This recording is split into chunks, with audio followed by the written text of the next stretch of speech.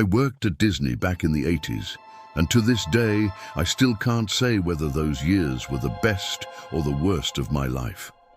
Back then, I was in my early 20s, bursting with energy, head over heels in love with the park and everything it stood for.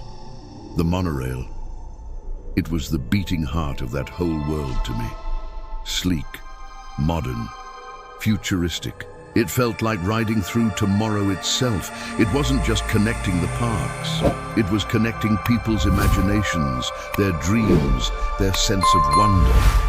That silver train gliding silently above the ground made you believe anything was possible.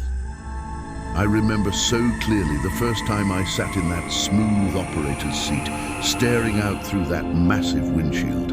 It felt like being inside a dream, one of those perfect dreams where everything shimmers with possibility. But dreams, they have a way of hiding nightmares in their corners, nightmares you don't discover until it's too late to wake up. In the beginning, everything was magical routine. End of shift, empty corridors, silence slowly claiming the tracks. Most people cleared out early, eager to get home, but I liked staying a little longer. There was something peaceful about those quiet moments, or so I thought. It was during those late hours that I feared being alone the most, because I could never be sure. I'd return alone. I know how strange that sounds, but anyone who's worked there, really worked there, they understand. The park is pure magic during the day, but at night it transforms into something else entirely. The music stops, the lights dim. What remains is this vast, consuming darkness, broken only by the metallic hum of the monorail gliding along its tracks. There was one subject every cast member knew about, even though nobody talked about it openly. Have you ever felt a truth so heavy that speaking it aloud might make it more real than you could bear? The tragedy of 1966. A 19-year-old kid tried sneaking into the park through the monorail system. He didn't make it. He was struck, killed right there, crushed on those tracks. The company never said much about it, swept it under the corporate rug. But we knew. We all knew. It hung there like a collective ghost, a weight suspended over that modern marvel of transportation. You couldn't work there without remembering, without feeling it. That's when the strange signs started. First came the sound of footsteps. Running footsteps on the tracks, even when there wasn't a soul around. I'd shut off the motor just to listen more carefully. Complete silence. And then suddenly, a sharp metallic crack, like someone had just jumped off the cabin. The first time I saw that kid, I genuinely thought he was just some straggler trying to catch the train. It was late at night, heading back empty, when I noticed him in the reflection of the side window. A young man running alongside the train, his face drenched in sweat, his white shirt torn and tattered, his breathing so labored I swear I could hear it hitting the glass. My heart started pounding. I whipped my head around to look directly. Nothing, just the dark track stretching into emptiness. I tried to forget it, tried to convince myself it was fatigue. But what disturbed me most wasn't the vision itself. It was the detail, the curve. At that speed, nobody could keep running, physically impossible. But in the reflection, he just kept going, only vanishing when the track curved completely out of sight. That's when I knew he wasn't alive. The next day, I couldn't hold it in anymore and mentioned it to a co-worker. I expected him to laugh, to tell me I was losing it, but he just lowered his eyes and said quietly, "I've seen him too." That chilled me more than the ghost itself, because it meant this wasn't an individual hallucination, wasn't just exhaustion or my imagination running wild. It was something that haunted everyone who worked the night shift on the monorail. From that moment on, I understood. That kid was still running every single night. Didn't matter who was there, didn't matter when. Sooner or later, everyone noticed his presence. Some said they only heard the sound of running. Others caught just a shadow in the glass. A few, like me, got the full vision, but nobody talked much about it. It seemed like the more we spoke about him, the more real he became, the more solid his presence grew. A few days later, I lived through the worst experience yet. I was sitting alone in the cabin, waiting for the signal to pull into the terminal. The silence was absolute, broken only by the mechanical sounds humming outside. Without warning, I felt the weight of someone sitting down on the bench across from me. I didn't hear footsteps, didn't hear a door. Just the physical sensation of the seat giving way beneath someone's weight. I looked at the window reflection, and there he was again. The same young man, white shirt plastered with sweat, chest rising and falling rapidly, like he was still running from security, still trying to escape something. But when I turned my face directly toward the seat, nothing, nobody there. Déjame en los comentarios tu reflexión, comenzando con yo me comprometo a... Because sometimes speaking our truth into the world, claiming our awareness, helps us process what we cannot explain. When we acknowledge these moments that shake our understanding of reality, we're not just sharing a story, we're connecting with others who felt that same inexplicable presence, that same chill of knowing something exists beyond what we can see. The cold that seized my body that night has never left me.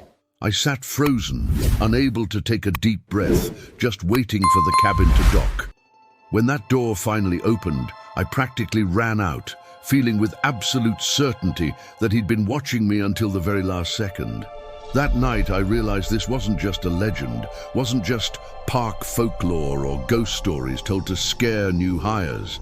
This was real as the tracks beneath that train, as real as the darkness that swallowed the park each night. And I still had months left on my contract. That kid was truly trapped there, and I had no idea what was still to come. Because the storm that hit days later would change everything. That experience with the empty seat had already shaken me to my core, but I didn't know. I couldn't have known what was waiting just around the corner. It happened on a rain-soaked early morning when everything spiraled out of control. The sky looked like it had collapsed over Orlando, pouring down with a fury I'd never seen before. Lightning bolts sliced across the horizon, and thunder rolled through the cabin so violently it felt like the tracks themselves were vibrating, trembling beneath us. I was the only one scheduled that night to run the monorail to the depot. Quick trip, they said. Just dock it and get back to base. Simple. But right at the first curve, I felt something deeply wrong. The interior lights started flickering erratically, pulsing like a dying heartbeat. The doors made this sharp cracking sound, like they were locking themselves from the inside. And the silence between each thunderclap felt heavier, more oppressive than the pounding rain outside. That's when I saw him through the cabin window, the young man running alongside the train. But this time was different. His feet weren't touching the ground. He was moving at the exact same speed as the monorail, his body drenched, hair plastered to his face, that white shirt clinging to him from the storm's assault. With each lightning flash, his face became more vivid, impossibly pale, eyes bulging wide, mouth frozen open in desperate terror, as if he was still screaming for help that would never come. I froze completely, gripping the control panel with both hands so tight my knuckles went white. And that's when I heard it. A muffled scream echoed through the speaker system, which was turned off. The sound was scratchy, metallic, but unmistakably human, like the kid had somehow found a way to hijack the dead intercom system to cry out for help.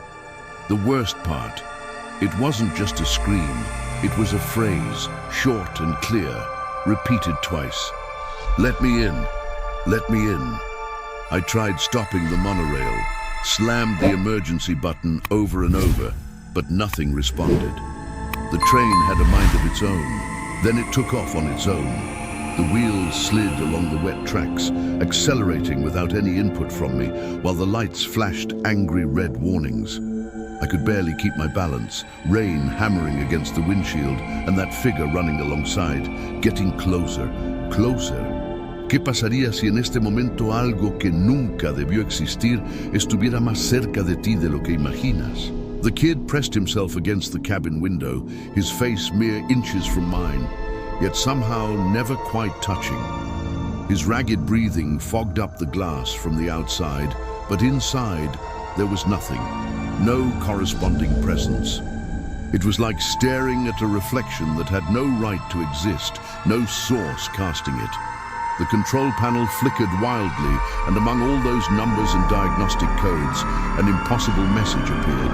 Passenger on board. The train stopped suddenly, braking with such violent force I was nearly thrown against the door. Every light went completely dark. The only sound left was the rain and footsteps running across the roof. These weren't water drops, weren't creaking metal. They were rhythmic footsteps, heavy and deliberate, like someone was crossing the entire length of the cabin above my head. I stood paralyzed, every muscle locked in place. Each footstep echoed closer to the cabin, moving with purpose, with intent, until suddenly, silence. Complete, suffocating silence. Then in the side window I saw him again.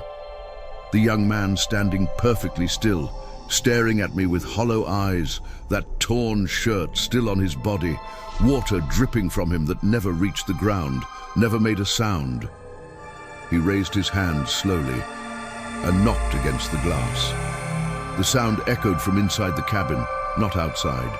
The panel lit up for one brief second, repeating that message, passenger on board. Comparte en los comentarios una afirmación que comience con yo reconozco que, because acknowledging what we've witnessed, even when it defies everything we understand, helps us reclaim our power from fear. When we name what haunts us, we transform from victims of the inexplicable into witnesses of something beyond our comprehension. Your recognition matters, your experience matters, and sharing it might help someone else who's felt that same presence understand they're not alone, not losing their mind. When the lights finally came back on, the cabin stood empty. The doors unlocked themselves with a mechanical click, and I stumbled out into the rain with my heart hammering in my throat. The rain kept falling steadily, but the train sat in absolute silence, as if nothing extraordinary had happened, as if I'd imagined the whole terrifying ordeal. The next day, I handed in my resignation letter. I never went back to work on the monorail again. Some co-workers reached out afterward. They said they'd seen the runner too, that everyone eventually sees him at some point. One swore he felt someone sit down beside him in a completely empty cabin. Another said his train also took off on its own during a storm, accelerating into the darkness with nobody at the controls. It was like that kid, trapped since 1966, had become part of the system itself, woven into the electrical circuits and mechanical operations. At Disney they say nobody dies inside the park, but I know that's not true. The young man who died trying to sneak in is still there, running every single night, caught in a cycle that never ends, never releases him. Today, when I hear people talk about Disney, most remember the magic, the fireworks, the characters bringing joy. But I remember the rain beating against glass, the muffled scream through a dead speaker, and that phrase that's never left me in peace: let me in. And if you ever ride the monorail empty, especially at night, and you feel the presence of someone running outside, don't look too closely, because it might be him, still trying to enter, still trapped between worlds. I always had this mental checklist of things every Brazilian does when they finally achieve the dream of traveling to Orlando. Photo with the castle, trying Mickey's ice cream, and of course, visiting the famous haunted mansion. But nobody told me that inside that attraction, I wouldn't just encounter animated figures and special effects. I was about to stumble onto something that wasn't part of the show, something that had no business being there. Right at the entrance, the facade impressed me immediately. Those stone walls, iron gates, the slow, dragging music, everything seemed designed to send chills down your spine before the ride even began. My sister was laughing, finding it all amusing, and I tried joining in on the fun too. But honestly, there was something in the air that didn't feel like just stagecraft, just Disney magic. The cast members, dressed as old-fashioned butlers, spoke softly, almost whispering their welcome phrases, which sounded more like threats than greetings. The children in line, most were laughing, but that nervous laugh people give when they're trying to prove their courage to themselves. When the ride vehicle finally started moving, I let myself get swept up in the spectacle. Portraits that changed expressions, voices echoing without bodies, hallways that seemed to rotate on their own. It was all incredibly well done. So realistic you almost forgot these were just machines hidden behind walls, sophisticated programming and clever illusions. But right in the first minute, I noticed a detail that nobody else seemed to catch. The smell wasn't that artificial incense scent I'd encountered in other park attractions. This was different, heavy, almost humid, a smell that reminded me of something burned but sweet at the same time, like flowers left too long at a funeral. The ride vehicle continued into the ballroom, where dozens of ghosts dance in an endless party, swirling and gliding across the floor. It was the attraction's most famous scene, the one everyone talks about. Every passenger around me was staring at the translucent phantoms on the dance floor, commenting excitedly about the mirror trick, the optical illusion that made it all possible. But I was focused on something else entirely, something that didn't belong in this carefully orchestrated spectacle. On the side of my vehicle, an elderly woman was discreetly handling a small pouch, her movements careful and deliberate. The gesture didn't match the excitement of the tourists around her, didn't fit the atmosphere of wonder and amusement. She didn't seem to be pulling out a camera or phone to capture the moment. Suddenly I saw clearly as she opened the clasp and poured a handful of grayish powder onto the carpet, and she was crying. Not a dramatic, attention-seeking cry, but contained sobs of someone who had done this before, someone carrying a weight too heavy for words. For a second, I thought maybe it was part of the show, some smoke effect I hadn't noticed in the darkness. But then the powder stuck to the carpet and spread with the vehicle's gentle rocking motion. It didn't evaporate like a special effect would. It just stayed there, settling into the fibers. And in that moment, I understood with horrifying clarity. This wasn't stage powder, wasn't part of Disney's magic. These were ashes, human ashes. My body went ice cold instantly. I wanted to nudge my sister to point it out, to confirm I wasn't losing my mind, but the words wouldn't come. I could only look around frantically, trying to see if anyone else had witnessed what I just saw. But everyone was too busy filming or pointing at the ballroom ghosts, completely absorbed in the manufactured magic. That woman existed alone in her world, pouring out what remained of someone she'd probably loved more than life itself. I swallowed hard, tried to rationalize it away. Maybe it was some strange custom, a form of tribute, a way to honor the dead. But it didn't make sense. This was an amusement park, not a cemetery, not a sacred space. And yet, in that instant, I realized the haunted mansion wasn't just a set piece, wasn't just clever animatronics and projection mapping. It was also a living mausoleum hidden behind fantasy's curtains, a place where grief came dressed as entertainment. After I saw that woman pouring the grey powder, I couldn't focus on the attraction anymore. The vehicle kept moving as if nothing had happened, rolling along its predetermined track, but inside me, everything had shifted, transformed. That's when I felt a powerful shiver, a cold that didn't come from the air conditioning, didn't come from any environmental control. It felt like someone had pressed an ice-cold hand directly against the back of my neck, deliberately, intimately. Instinctively, I raised my hand to my neck, but there was nothing there, no physical presence. Still, the cold remained, seeping deeper into my skin. Next, the vehicle passed through the mirror room, the one where you see ghosts entering your seat, as if they're hitchhiking companions joining you for the journey home. I'd expected the gag, the classic Disney illusion. But what I saw knocked the breath right out of my lungs. ¿Has considerado cómo los lugares absorben las emociones de quienes los visitan, convirtiéndose en algo más que simple entretenimiento? In the glass reflection behind me, there was the clear silhouette of a woman in a black veil crying. I whipped around immediately to check the empty seat, but there was nobody there, just vacant space. Yet in the reflection she remained, shoulders slumped, head bowed low, as if she were in deep mourning, as if her grief was too heavy to lift.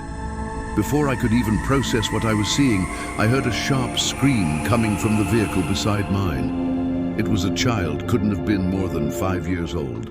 She was pointing directly at my seat and repeating desperately, frantically, "There's someone there, I saw her, I saw her." The parents tried calming her down, insisting it was part of the show, just Disney magic. But the panic carved into that little girl's face confirmed for me that this wasn't just my imagination, wasn't just fatigue or suggestion. When I lowered my eyes, I saw the iron safety bar in front of me, reflecting a face in its polished surface. And it wasn't mine. It was a female silhouette, hair pulled back tightly, expression twisted in pain, in agony frozen in time. In the reflection, she seemed to be staring directly at me, through me, into me. My entire body went ice cold, every cell screaming danger. I didn't want to believe it, wanted to rationalize it away, but in that reflection, it wasn't me. It was someone else entirely, someone who shouldn't exist in that space. I sat paralyzed, unable to look away from that reflection, unable to move or scream or do anything but stare. And it was in that instant, as if the mountain itself had grown tired of my fear, tired of holding me in that moment, that the cart started moving again. First slowly, creeping forward, then returning to normal rhythm, continuing its journey like nothing had happened. But I was no longer the same person who'd boarded that ride with excitement. The iron bar felt hot under my hands, burning with some energy I couldn't explain. And I didn't want to look at my own reflection anymore, afraid of what else I might see staring back at me. That's when I noticed something on the floor. Small droplets that stood out even in the darkness. At first, I thought it was just water, condensation from the ride's effects. After all, the Matterhorn has those atmospheric touches, splashes that imitate melting ice dripping from alpine peaks. But these droplets weren't transparent, weren't clear like water should be. Under the dim glow of the internal spotlights, they had a dark red tone, thick and unmistakable. I wanted to believe it was paint or some poorly executed special effect, some maintenance mistake.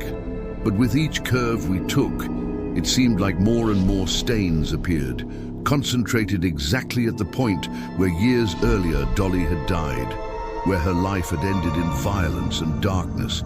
I wasn't the only one noticing. In the row ahead, a woman let out a sharp scream, the kind you can't confuse with the thrill of a ride. This was pure fear, primal and visceral. A child right behind her started crying loudly, calling desperately for her mother, voice cracking with terror. And worse, the further the cart advanced, the stranger the smell became, impossible to ignore. A mixture of iron and humidity, metallic and organic. I had no way to prove what I was experiencing, but I swear it was the smell of blood, unmistakable to anyone who's ever cut themselves badly or witnessed an accident. I tried convincing myself, reasoning it away. It's psychological, Lucas. You're influenced by the stories you've heard. This can't actually be happening. But the collective panic around me stripped away any certainty, any rational explanation. When the mountain finally brightened and we emerged from that section, I realized we were all different people than who'd entered. The initial euphoria had vanished completely. Nobody was laughing anymore. Nobody was raising their hands like in the promotional videos. Nobody was screaming with joy. Just silence and wide eyes, shell-shocked expressions. The cart stopped at the final station. I thought it would be a relief. a return to normalcy. But it was even more disturbing than the ride itself. As soon as we got off, two cast members approached quickly, almost running toward us with purpose. They immediately started closing off part of the exit area with a chain, isolating the space with yellow tape. One of the visitors tried asking what was happening, concern written across their face, but the cast member only responded with a forced smile stretched too tight. Just preventive maintenance. Nothing serious, nothing to worry about. Nothing serious. We'd seen stains on the track, smelled that metallic scent, heard screams of genuine despair echoing through the mountain, but they acted like none of it had existed, like we'd imagined everything. ¿Qué significaría para ti reconocer que algunos lugares guardan memorias que no pueden borrarse, sin importar cuánta magia intenten proyectar sobre ellas? I stood there frozen, observing while a group of 3 employees with flashlights entered discreetly through a side entrance. Their expressions weren't calm or routine. They weren't going through the motions of standard maintenance. They were looking at the ground intently, whispering urgently among themselves, motioning for another colleague to close the area faster, with more urgency. It was crystal clear. Something was happening, something real and serious, but nobody there was going to admit it. Nobody was going to acknowledge what we'd all experienced. I never went back to the Matterhorn. Years later, as an adult, I tried convincing myself that it had all been illusion, some mixture of urban legend and teenage nervousness, my mind playing tricks in the darkness. But it doesn't work. That explanation doesn't hold. Every single time someone talks about Disney as the happiest place on earth, I feel my stomach twist into knots, because I know that behind the music and fireworks, behind the carefully constructed magic, there are places there that carry things that haven't been forgotten, energies that refuse to dissipate. And I'm not the only one who thinks this way, who's felt this truth. A friend who worked as a cast member told me in hushed tones that during nighttime testing, when the carts run empty before the park opens, they've heard hurried footsteps on the technical walkway running in the direction of Dolly's drop, and sometimes muffled screams that couldn't possibly come from any visitor, screams that echo when the park is completely empty. Comparte tu experiencia en los comentarios, comenzando con "Yo siento que", because naming what you felt, giving voice to those moments when reality shifted beneath your feet, creates connection with others who've touched the same inexplicable truth. When you share what you sense beyond the visible world, you're not seeking validation. You're offering testimony that might help someone else understand they're not alone in perceiving what exists between the manufactured magic and something far older, far more persistent. These are things that never appear in newspapers because officially nothing happens, nothing goes wrong at the happiest place on earth. But ask any cast member who's worked a night shift at the Matterhorn, really ask them when they're willing to be honest. They never stay alone in that section, never volunteer for solo duty. Today, as an adult, I still remember vividly that sensation, crystal clear and undeniable, the weight of a hand on my shoulder that wasn't there, the reflection of a face that wasn't mine, staring back from polished metal, the red liquid dripping on the track, and that suffocating silence that no roller coaster should ever have, that absence of sound that felt like a presence. That's why I say this as a warning, as someone who experienced it firsthand. If you ever enter the Swiss Alps mountain and the cart stops in the darkness, don't look at the reflection in the iron bar in front of you. You might discover you're not alone, that something rides with every cart, waiting to be seen. I was never one to believe in curses, ghosts, spirits trapped in places they can't leave. I always thought most of those stories were invention or exaggeration, tales told to scare tourists or entertain bored teenagers. But on that trip, I got the worst proof that you can't doubt everything, that sometimes the impossible is just the truth we're not ready to accept. My name is Lucas. I'm 27 years old from Recife, and this was my first international trip. My fiancé and I saved money for years to fulfill the dream of visiting Disney, sacrificing dinners out and new clothes, putting away every spare reel we could manage. We grew up watching the movies, following the TV commercials, promising each other that one day we'd live that magic together. So when we finally stepped foot in Florida, it felt like the world had been worth all the waiting, all the sacrifice. On the second day at the park, we entered the queue for Pirates of the Caribbean. Anyone who's been knows it's an iconic attraction, legendary. It feels like you're stepping into a piece of your childhood, into those Saturday mornings watching adventure films. I remember the absurd heat that day, unbearable humidity pressing down. People from every corner of the world talking loudly in different languages, creating this beautiful chaos. Children running around wearing Mickey hats, the smell of popcorn mixing with sunscreen and sweat. I was excited, almost giddy, feeling foolish with happiness. It was that kind of joy that doesn't fit inside you, that threatens to spill over into laughter or tears. After nearly 40 minutes in line, we finally sat in the boat. It was me, my fiancé, and a couple with their young daughter. The little girl must have been about 5 years old, clutching a stuffed parrot. As soon as the boat slid into the dark canal, I felt a shiver run through me. But it wasn't fear, not yet. It was that good sensation of living what you've always dreamed about, of reality finally matching imagination. The first scenes are beautiful, breathtaking. Theatrical skulls glowing with eerie light, treasure chests overflowing with fake coins that gleam convincingly, that cave atmosphere illuminated only by the water's glow, reflecting off carefully placed lights. We were taking photos and laughing. My fiancé kept poking my arm and pointing out details, and I just kept thinking, this is too perfect to be real, too perfect to last. That's when it happened. The boat gave a hard, sudden brake and stopped completely. This wasn't a scene designed for photo opportunities. There wasn't any animatronic functioning nearby, no show elements active.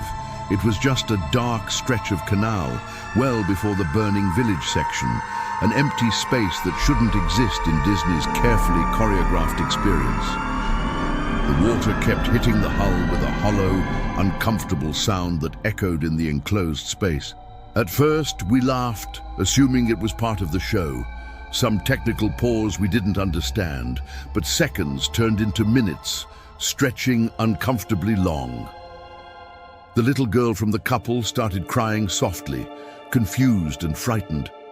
Her father tried distracting her, making silly faces, but there wasn't much he could do, trapped in a stopped boat in darkness. The silence inside that tunnel was heavy, oppressive, only broken by the sound of water lapping against fiberglass. It was in that moment I noticed something strange. A strong smell of chlorine mixed with mold, as if that water wasn't as clean as it appeared, as if something underneath the surface had been there far too long. Suddenly, very quietly, I heard sobbing. It wasn't from the little girl in our boat. This was coming from the side, from the water itself. I froze completely, every muscle locked. I thought maybe it was just an echo of her crying, sound bouncing strangely off the walls. But then it came clear from my right side, a childlike voice, dragged out and hollow, asking, "Where's my mommy?" My stomach turned over violently. I looked quickly at my fiancée, hoping desperately she'd heard it too, that I wasn't losing my mind. But she was just staring nervously into the darkness, unaware. I tried playing it off, tried acting normal, but I couldn't manage it. I grabbed my phone and turned on the flashlight quickly, just to check, to confirm. On the edge of the boat, near my seat, there were small handprints. Wet handprints, child-sized. It couldn't be from the little girl in our boat because she was in her mother's lap on the opposite side, nowhere near where I was sitting. That's when my fiancée grabbed my arm hard, her fingers digging in, and whispered almost voicelessly, breath-catching, "I saw it. I saw someone running over there." She pointed toward the side walkway that should have been completely empty, just maintenance access.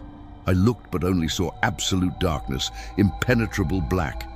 My heart started racing uncontrollably. It felt like the entire boat had become smaller, suffocating, the walls closing in. Suddenly, as if on purpose, as if responding to our fear, one of the pirate animatronics that had been completely shut down lit up on its own. It started laughing loudly, a metallic, broken laugh echoing through the tunnel with disturbing intensity. The couple in front of us went wide-eyed with shock. I felt sweat running down the back of my neck, cold despite the humidity. And as absurd as it sounds, in that instant I understood with perfect clarity.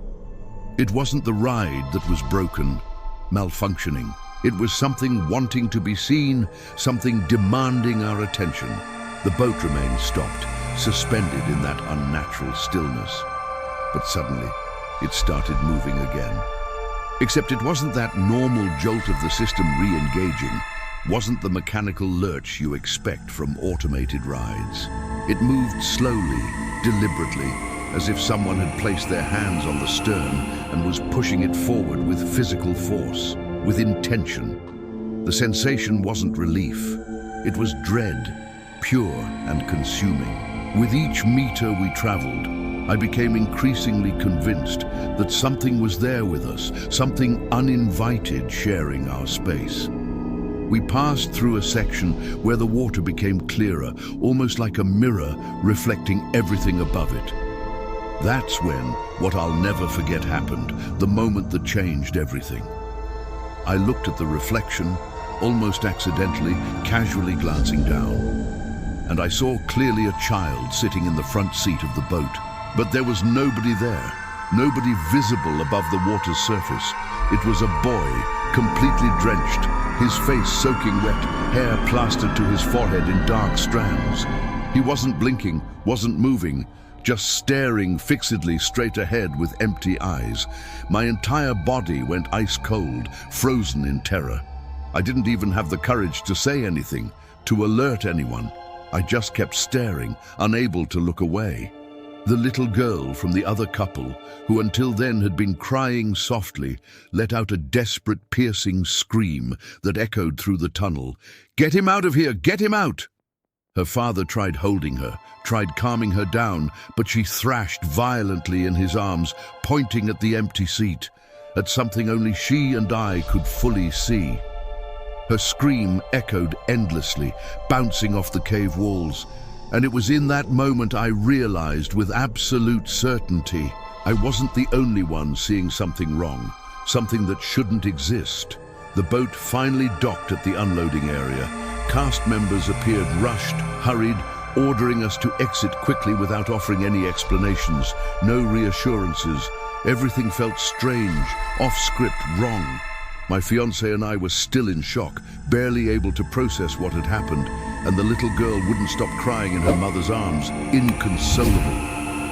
The exit has that automatic camera that captures photos of passengers inside the boat, a souvenir meant to preserve happy memories. It was almost instinctive to stop and look at the panel displaying the images, to see ourselves captured mid-adventure. And that's when the floor disappeared from under my feet, when reality shattered completely. ¿Y si te dijera que algunos lugares capturan más que imágenes, que atrapan momentos entre mundos que nunca deberían cruzarse? In the photo of our boat, there was a boy sitting in the front seat, face deathly pale and wet, staring directly at the camera with hollow eyes that seemed to look through the lens and into whoever was viewing. I approached a cast member, my voice shaking. "What is this? Who is that boy?" He glanced quickly at the image, his expression completely blank, practiced, and responded flatly without any emotion. This happens sometimes. And he walked away, didn't even try to explain, didn't acknowledge the impossibility of what we were seeing. We returned to the hotel in complete silence, neither of us able to speak about what had happened. My fiancée was trembling, her whole body shaking. She swore that inside the boat she'd felt something small tugging at her dress, like a child trying to climb up, seeking help or attention. I tried rationalizing it. suggesting maybe the fabric had gotten caught on something, snagged on the boat's edge. But deep down, I knew it wasn't that. Knew we'd experienced something beyond explanation. Deja tu testimonio en los comentarios con las palabras "Yo he aprendido que..." Because the lessons we extract from encounters with the inexplicable shape how we move through the world afterward. When you articulate what you've learned from touching something beyond rational understanding, you're not just processing trauma. You're transforming experience into wisdom that might protect or prepare someone else. Your learning becomes a gift, a map through territory most people deny exists. That night we couldn't sleep at all, lying awake in the too bright hotel room. I kept replaying the photo in my head, the reflection in the water, the real child's scream echoing in my memory. It was as if the ride I'd always dreamed about had transformed into a curse, as if my childhood wish had been granted but twisted into nightmare. And to this day, when someone tells me they're going to Disney, I can't wish them a good trip without remembering all of this, without that cold dread creeping back. I just think one thing, one warning I can never quite voice aloud. If your boat ever stops in the darkness of Pirates of the Caribbean, don't look at the water's reflection. It might be that the boy is still trying to climb aboard, still reaching up from whatever depth claimed him. I always loved thrill rides, adrenaline-pumping experiences that made my heart race, but nothing prepared me for the sensation of falling into the void inside the Tower of Terror and realizing that someone who wasn't in our group descended with us, someone who shouldn't have been there at all. My name is Juliana. I'm 29 years old, from Belo Horizonte, and I'd always dreamed of visiting Disney. I went with two friends, Rodrigo and Fernanda. We planned this trip for over a year, saving carefully, cutting corners on every detail to make it happen. On the day we rode Tower of Terror, I was already excited just seeing the building from a distance. That abandoned hotel, completely dark and foreboding, with broken windows and the flickering sign that looked genuinely dilapidated. There was something about that scenery that seemed more real than the other attractions, more authentic in its decay.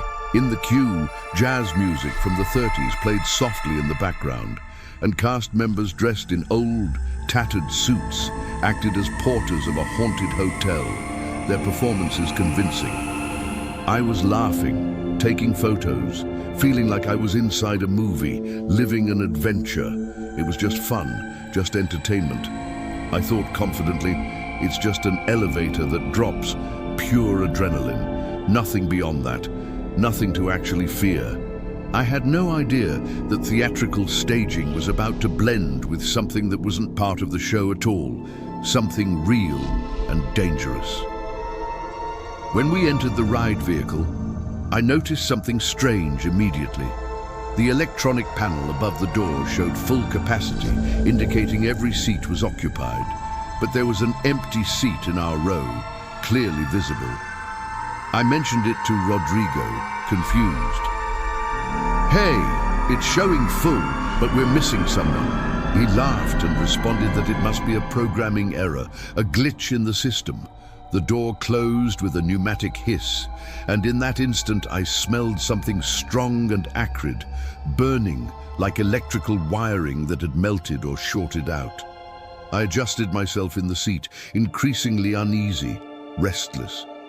My friends seemed not to have noticed anything unusual, chatting excitedly.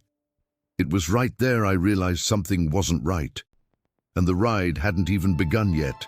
We hadn't moved an inch.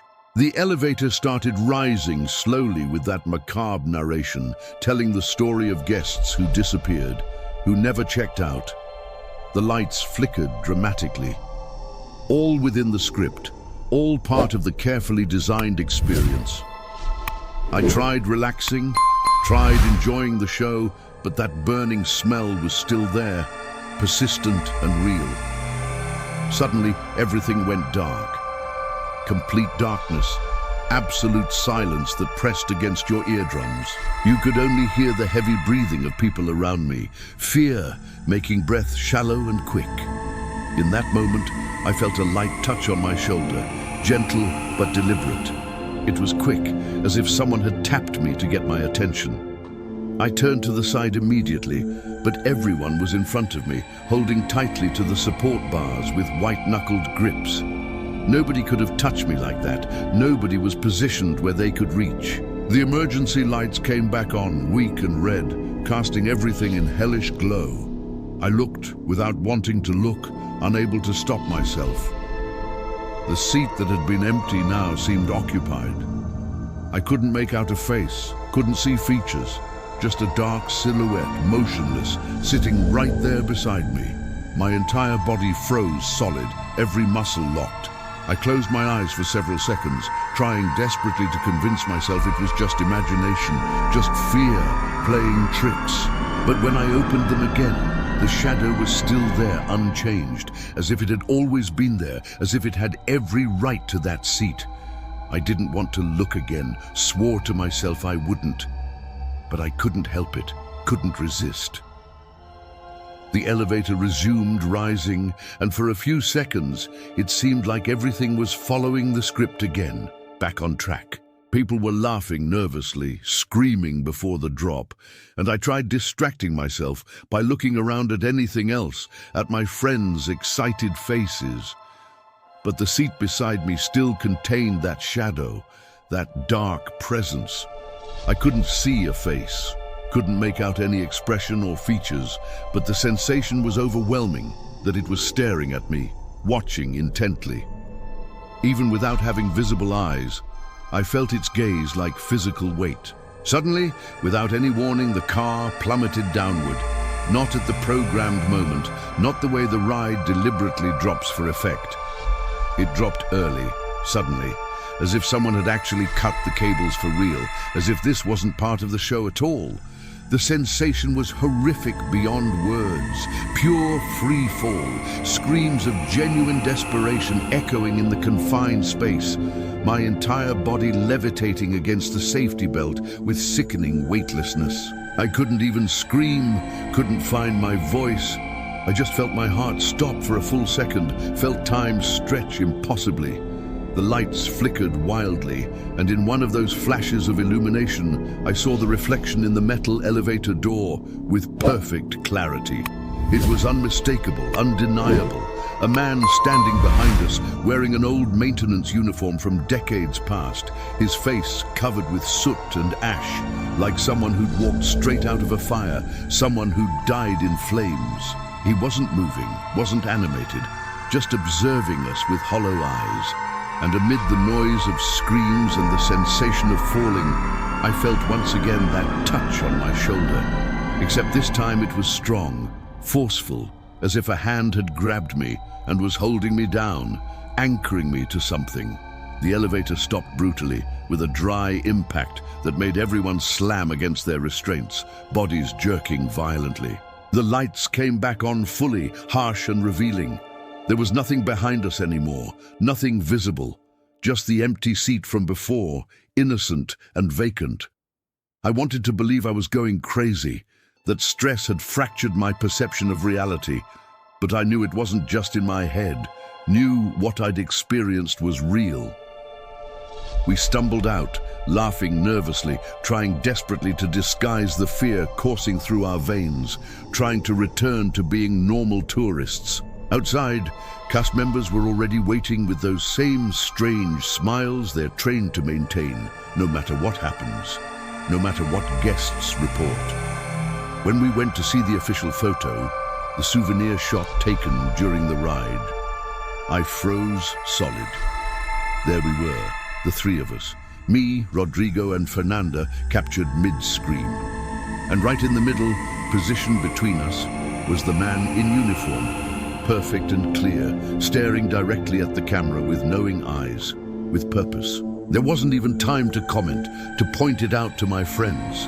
The cast member controlling the screen deleted the image within seconds and moved to the next one, as if that photo had never existed, as if we'd imagined what we'd just seen. Fernanda protested immediately, confused and frustrated, but the guy only said there'd been an error in the system, a technical glitch.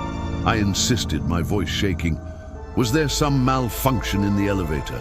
Did something go wrong? The porter, with that rehearsed smile that didn't reach his eyes, responded quietly, almost like a whisper meant only for me. He likes to ride along when the tower gets crowded, when there's enough energy. ¿Quién serías tú si aceptaras que algunos lugares guardan presencias que nunca se fueron, que esperan entre las sombras de la diversión? I couldn't sleep that night, lying awake in the hotel darkness. I kept replaying the scene in my head over and over. The silhouette beside me, the reflection in the metal door, that burned uniform, the photo hastily erased. And to this day, every single time I enter an elevator and smell something burning, even faintly, I remember that gaze that wasn't supposed to be there, that presence that had no business existing. Because one way or another, I know with absolute certainty, he's still in the tower, waiting patiently for the next group to arrive, waiting to ride along. Everyone who's been to Disney knows that sticky tune from It's a Small World.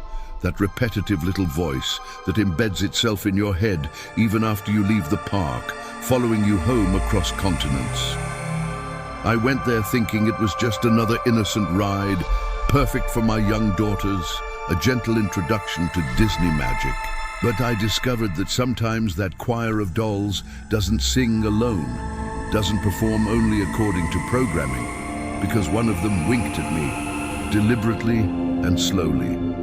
My name is Felipe. I'm 35 years old from Sao Paulo, and this trip was a dream my wife and I had been nurturing for years, saving carefully for. My daughters were euphoric, practically vibrating with excitement. The queue for the ride was colorful and welcoming, full of murals depicting children from around the world, music playing continuously without pause, children jumping around and parents trying to match their energy. I watched my girls singing along with the melody, even while still in line, and I thought with pure joy, this is the perfect moment of the trip, the memory we'll treasure forever.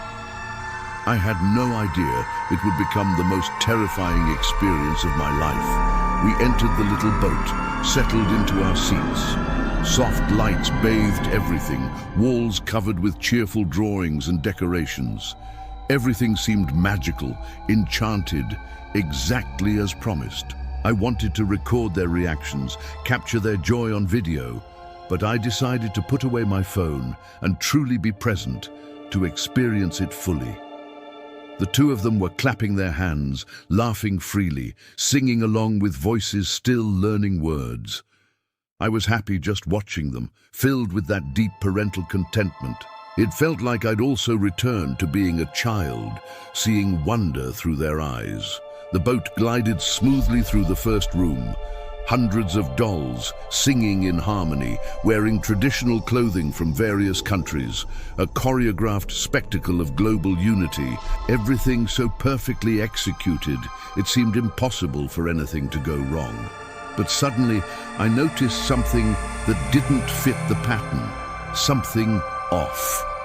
Among so many dolls moving in perfect synchronization, a little girl doll with braids wearing a blue dress was completely still, frozen. Her arms weren't moving, her mouth wasn't following the music like all the others. I thought it must be a technical defect, a motor failure, until I fixed my gaze on her and saw it clearly. She blinked slowly, deliberately, like a real child would blink. My body went ice cold instantly. I swallowed hard, looked around frantically, trying to see if anyone else had noticed this impossibility. My daughters were laughing, pointing at the normal dolls performing as expected. I forced myself to laugh along with them, to maintain normalcy, but inside me that strange cold was already spreading through my chest. It's just your imagination, Felipe. Light playing tricks, shadows, fatigue. But seconds later she blinked again, unmistakable. This time looking directly at me, making eye contact that shouldn't be possible. I felt sweat running down my back despite the air conditioning. I disguised my fear, smiled broadly. I didn't want to frighten my daughters, didn't want to ruin their magical moment. But I knew what I'd seen. knew it was real. The boat continued along its programmed route through scenes of manufactured happiness. Suddenly, without warning, the music stopped completely. Just like that, out of nowhere, only the sound of water flowing remained, creating eerie silence. Some children in the boat laughed nervously, assuming it was part of the show. A dramatic pause before something exciting. I wasn't laughing. I only felt my heart accelerating dangerously, pounding against my ribs. The air seemed to become heavy, oppressive, carrying a strong smell of mold mixed with incense, with something ancient and wrong. I looked to the side, unable to resist. The same doll with braids was now leaning forward, tilted at an unnatural angle, as if she were observing our boat with interest, with intention. My youngest daughter, only 4 years old, tugged my arm and said quietly, voice trembling, "Daddy, she's laughing at us." My stomach turned over violently. I quickly turned her face away toward the other side, trying to distract her with other dolls. But inside, I was trembling uncontrollably because I knew this wasn't just my imagination, wasn't just a parent's overactive fear. Cuéntanos en los comentarios algo que inicie con "Yo transformo," because transformation is how we survive encounters with what shouldn't exist, how we take experiences that could break us and reshape them into wisdom, into protection.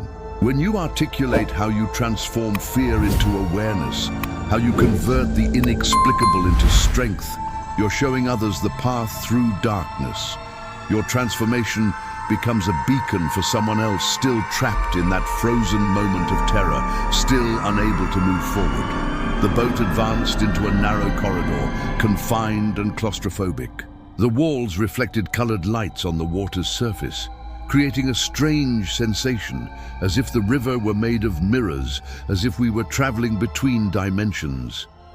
I looked down at the water and froze completely, every muscle locked.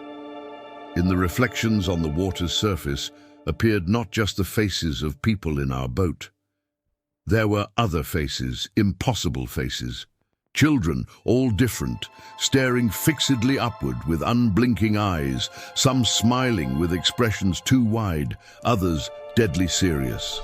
These weren't our reflections, weren't distortions of who was physically present. I counted 4 or 5 of them clearly, distinctly different from anyone in our boat, children who shouldn't exist. I pulled my daughter onto my lap protectively, trying desperately to disguise my panic. My wife looked at me confused by my sudden movement, but didn't have time to ask anything, to question my behavior. A small hand knocked on the side of the boat, creating a hollow sound. It was tiny, wet, as if someone were trying to climb aboard from the water, seeking help or entry. The children in the boat started crying, confused and frightened. Parents laughed nervously, assuming it was some special effect they didn't understand. But I saw it up close, saw it clearly. That hand wasn't plastic, wasn't animatronic. It was from someone real, someone trapped. My body locked up completely. I could only hold my girls tighter and look around frantically, trying to understand what was happening, trying to find an explanation. That's when I noticed the braided doll again. She wasn't in the same place anymore, had somehow moved. Now she appeared in another room, much closer to our boat, standing perfectly still. But she seemed out of place, displaced, as if she'd been positioned there hastily, incorrectly, and worse, so much worse. The braids were dripping wet down her shoulders, moving like real hair, like living strands rather than synthetic material. The boat continued forward, and the tension kept building, escalating unbearably. I felt that with each curve, she would appear even closer, that this was leading somewhere terrible. My heart was racing out of control, and I just prayed silently for this to end quickly, for us to reach the exit safely. At the exit, there's always that panel of automatic photos, you know? Those that capture passengers in the middle of the ride, souvenir images to take home.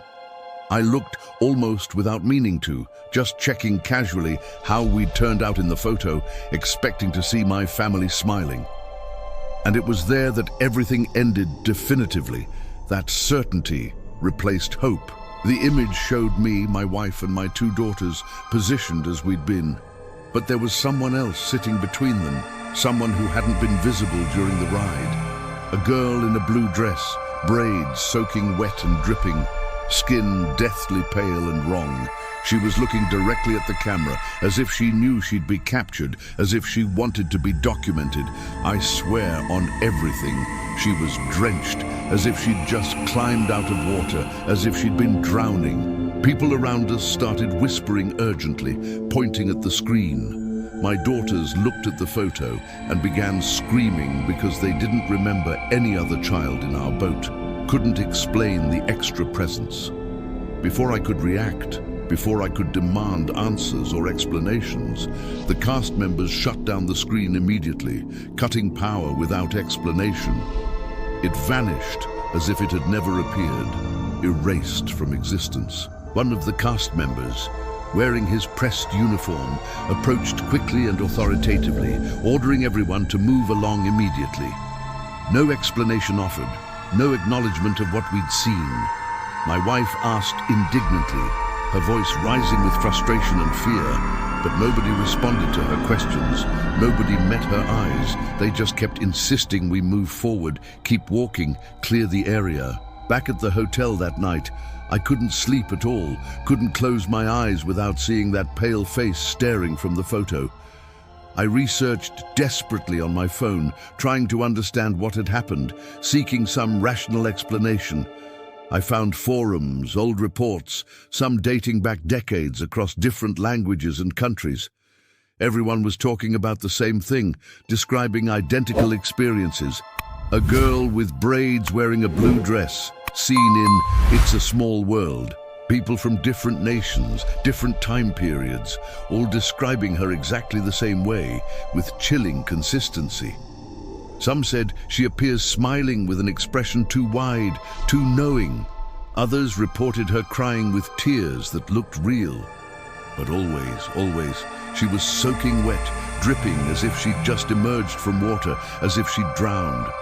I don't know who she was in life, don't know her story, or why she appears there among the manufactured joy and painted smiles.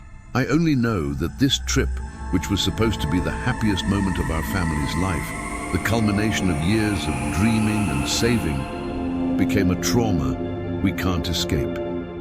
My daughters still remember it vividly, the memory refusing to fade with time.